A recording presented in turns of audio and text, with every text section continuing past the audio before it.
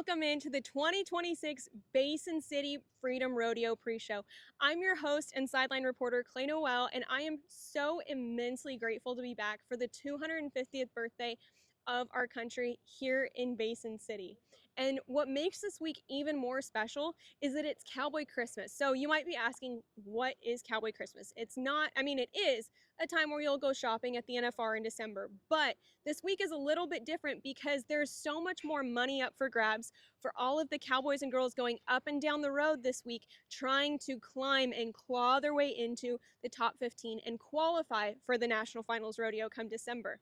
Some of the rodeos that these contestants will be going to, take a look at these, are going to be Cedro-Woolley, Washington on the West Coast, St. Paul, Oregon, down in California, Prescott, Arizona, Cody Stampede in Wyoming, Oakley Independence Day Rodeo in Utah, Livingston, Montana, Killdeer, North Dakota, Calgary Stampede in Alberta, Canada starts tomorrow, Minnesota, Wisconsin, and Nebraska, all across the United States. And there are so many that I couldn't even fit them on this map for you guys. And one of the things that makes Basin City so unique among these rodeos is it's part of the PRCA playoff series.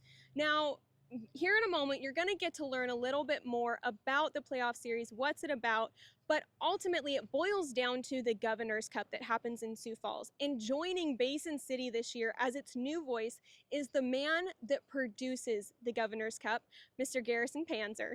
Garrison, welcome to Basin City. We are just so overjoyed to have you for such a momentous year. I'm super excited to be here. When I got the phone call on this rodeo, knowing what it means to the community and the significance of being a part of the Governor's Cup Tour, the Cinch Playoffs, and being a 4th of July rodeo, it's super special. Yeah, and I know that you've talked with our previous announcer, Garrison Allen. The Garrisons get a little confusing sometimes, but based off what Garrison has told you about this rodeo, what are you most excited to see this weekend? Yeah, when Garrison called Garrison, and I wasn't talking to myself, but your previous announcer, when he told me a little bit about the rodeo, of course, he had to tell me about the lodge that we got to stay in and love the accommodations. I don't know if I've been treated better anywhere else at a rodeo. And but then he also just told me the scenery is second to none. This rodeo with the backdrop of the grass hill and the people coming in, no bleachers, lawn chairs, blankets, everything out on the hill, people being there watching the kids roll down, and then seeing all the competition take place inside the arena with that as the backdrop. I don't know that it gets any more down home American vibe than that. Oh, I love that. So over the next 3 days, you're going to hear Garrison telling you guys about the rodeo contestants. So Garrison, I want to take a moment so that the audience members can learn a little bit about you. So can you share with us how you got into not only rodeo producing, but also announcing? Sure. So I've never had a problem speaking. And when I was younger, my parents always joked that they could never get me to stop talking. So, of course, naturally, you fall into picking up a microphone and trying to have conversations, whether it be at youth play dates or youth rodeos, filling in for slack at some events. But eventually I'd announced my first rodeo actually 11 years ago this summer. Did my first rodeo in Trenton, Nebraska. And ever since then, I picked up 2 or 3 more rodeos every year. Got a chance to get my PRCA card somewhere around 5 years ago, 6 years ago maybe. And then just have been very fortunate and blessed to meet the right people, fall into some great groups that have given me some opportunities. And in the rodeo world, it's all about connections and who do you know. And so I had the chance to follow in the footsteps of some great people and learn some things along the way too. And as I mentioned earlier, you just wear so many different hats between producing the Governor's Cup in Sioux Falls and announcing. So how does your day-to-day between producing and announcing vary? So I used to joke and say that my year was pretty evenly split into thirds, be about a third of producing, a third of announcing, and a third of music directing. As time's kind of gone on, it's shifted one way or another. I've thrown in video screen operator every now and then when I have a free weekend and go help out a friend. But now it's very heavily announcing, and I'm extremely thrilled that that's the direction it's gone, because that's what I set out to do 11 years ago, and now have picked up enough rodeos that it's pretty heavily tailored towards that area of my life, but still love to music direct. Just got off doing the National Junior High Finals Rodeo in Guthrie, Oklahoma last weekend as the music director.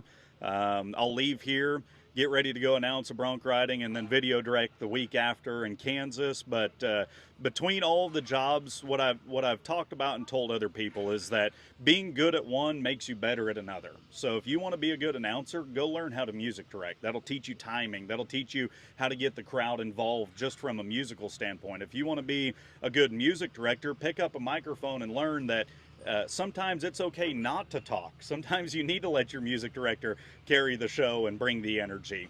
From the video screen side, it's all about timing and cues and that transition from one event to the next that's clean. So you wrap all of that up together and it makes a production manager. And a production manager's role, in my opinion, is to make it as seamless as possible from one point to the next and always leave the crowd wanting more. And obviously we're here in Basin City, so we've got to talk about what sets Basin City apart and that it's part of the playoff series. So why are rodeos like Basin City so important when you've got your sights on something like the Governor's Cup? So I don't want to get off into the weeds too much because I'm sure the fans are very well educated and don't want to pretend you're not. But if you're not familiar, the Governor's Cup is the pinnacle event of the Cinch playoffs. So that's the crown jewel of it, and true playoffs rodeo within about the last started about 5 years ago. This will be year number 4 of having the Governor's Cup. But the top 60 rodeos of money or money paid out throughout the event make up the playoff series. You have to go to all those rodeos or try to hit as many as you can for you to have a chance to be in the top 24 standings. The top 24 then go on to Puyallup, Washington. And if you have a chance to win that event or finish in the top 4, you're guaranteed a spot to Sioux Falls, South Dakota. Then after that, they have a couple more playoffs rodeos that they have a chance to earn points at. If they can earn enough points and then be in the top 8 or 12 rather of there, we'll take the next 8 in the standings that didn't qualify from Puyallup, and then they go on to Sioux Falls. So all that to say this rodeo matters, not just in the terms of PRCA World standings, not just for Columbia River Circuit standings, but for the Governor's Cup especially, a true playoffs event where anybody that doesn't decide to pro rodeo professionally, anybody that wants to potentially call yourself a weekend warrior, you could still go earn enough points, go earn your spot at Puyallup, win close to $50,000 in Sioux Falls at the Governor's Cup, and find yourself NFR bound. And we're about to start rodeo time. Yes. So I want to make sure I give you time to go change your shirt. I mean, if you stay in it, we're going to love it because it's very American. But in honor of this year's 250th anniversary of the United States, what about the sport of rodeo do you feel like exudes American ideals? One of the biggest things that I've thought this from the time I was rodeoing when I was younger and still to this day, and the thing that I try to explain to a lot of my friends that I've had throughout the years that aren't from this lifestyle is it's family.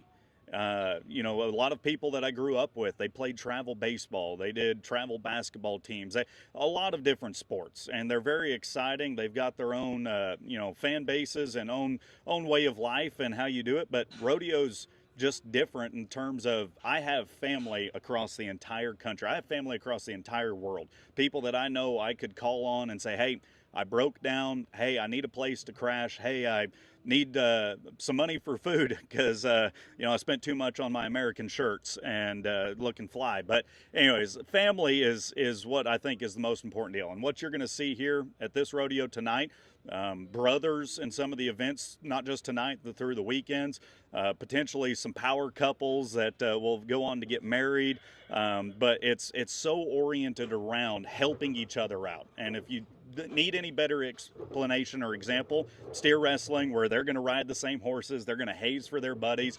It is a true man versus man competition, but it's always about how can we lend a hand to lift one another up, and that's what makes rodeo so special. Yep, and we're going to hear from Garrison this weekend about all of the contestants that are helping each other up in one way or another. So Garrison, thank you so much for coming on the pre-show and warming up your vocal cords tonight, because we're really excited to have you. Thank you so much. Can't wait to rodeo in Basin City. When we come back, you guys are going to hear from one of the new faces of the Basin City Freedom Rodeo.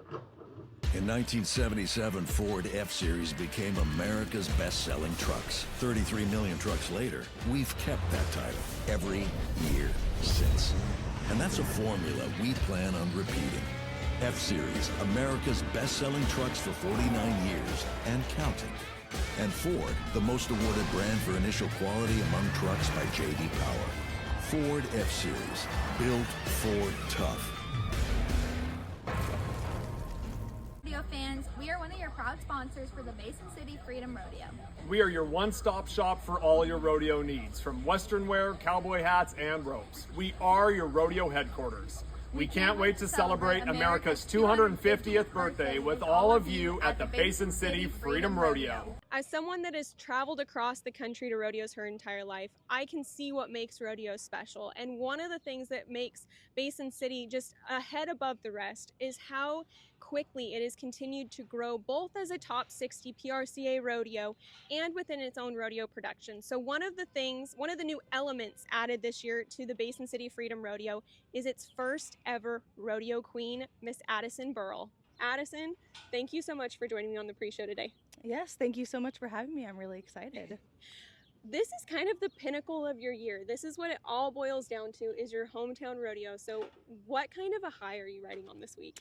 I think this is something almost indescribable. It's so crazy to be here at my own rodeo and see all of my own people and feel such a different feeling than all the other rodeos, because it is where I'm coming from. I'm getting to represent, but in my home field. And this isn't the first time Addie has been within the Basin City Freedom Rodeo. She has served on the Wrangler Girls, and her horse Cheyenne are kind of notorious within the Wrangler Girls. And Cheyenne has touched a lot of people, hasn't she? I mean, especially in your life, hasn't she? Yeah, she's definitely a force to be reckoned with. She's a fun little mare who is easily lovable. She's so great, super quick, and just someone that you can love and make a friend with. Mm-hmm. And what do you want people to take away from the Basin City Freedom Rodeo and its new blooming rodeo queen? I would like people to take away that we are an up-and-coming rodeo. We're growing fast and we're growing strong, and I don't think they should take us for granted when it comes to that. And I think for all the young ladies that they should really look into queening, because I know that this has changed my life in a million ways. So definitely something to do. Well, be sure to keep an eye out both in and out of the arena for Queen Addie this week. She definitely wants you to come say hi, take photos, learn more about the Basin City Freedom Rodeo. But don't go away, because we are just about to kick off the 7th annual Basin City Freedom Rodeo, and you're not going to want to miss any of this good old rodeo action that's about to unfold.